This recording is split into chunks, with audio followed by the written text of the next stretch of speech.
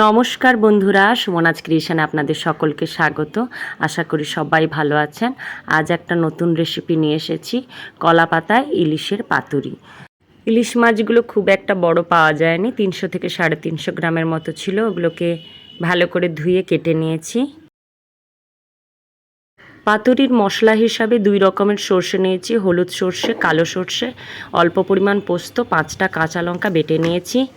কলা পাতাগুলো ভালো করে সেঁকে নিচ্ছি আঁচে, একটু হালকা আঁচে সেঁকে নিলে ওগুলো একটু নরম হয়ে যায়। ইলিশ মাছ 3 পিস নিয়ে নিচ্ছি, তার সঙ্গে পরিমাণ অনুযায়ী লবণ, হলুদ,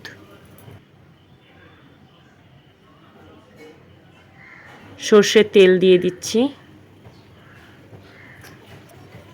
এরপরে যে বাটনাটা বেটেছিলাম ওই বাটনাগুলো আমি দিয়ে দিচ্ছি। অল্প পরিমাণ টক দই ব্যবহার করছি। এটা ঘরে পাতা টক দই, আপনারা বাজারের টক দইও নিতে পারেন। যারা রান্নায় হালকা মিষ্টি পছন্দ করেন তারা এতে অল্প চিনি ব্যবহার করতে পারেন, আমি অল্প চিনি ব্যবহার করেছি। এরপরে এটাকে ভালো করে মাখিয়ে 10 মিনিট আমি রেখে দেব।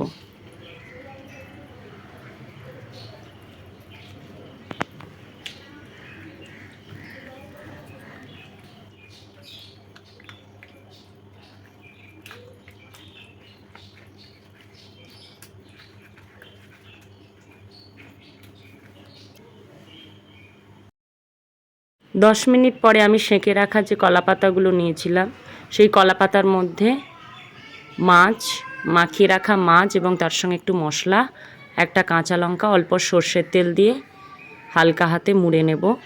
খুব সাবধানে মুড়ে নেব যাতে ফেটে না যায়। আমার একটু ফেটে গেলেও আমি ওটাকে আবার ওপর থেকে ঢাকা দিয়ে দিয়েছি কলা পাতা দিয়ে। বাড়তি অংশটা আমি কাঁচি দিয়ে কেটে নিচ্ছি, কলা পাতাগুলো বড় সাইজের ছিল। এরপর আমি একটা সুতোর সাহায্যে এটাকে বেঁধে নেব।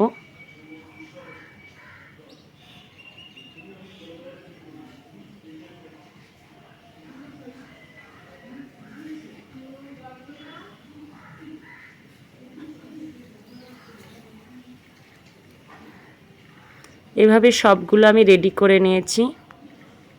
এরপরে কড়াইতে সর্ষের তেল দিয়ে লো টু মিডিয়াম আঁচে আমি এগুলোকে ভেজে নেব।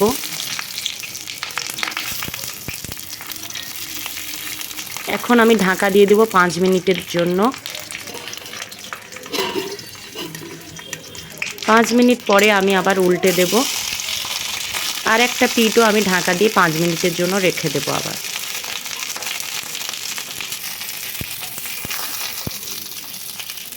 10 থেকে 12 মিনিটের মধ্যেই রান্নাটা হয়ে যাবে।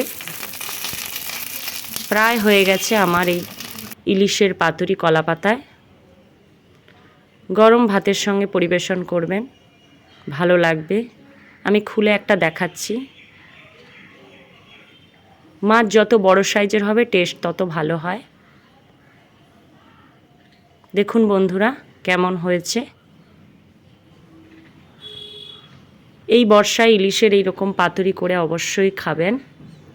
আর ভালো লাগলে অবশ্যই লাইক, শেয়ার, কমেন্ট করবেন। ধন্যবাদ।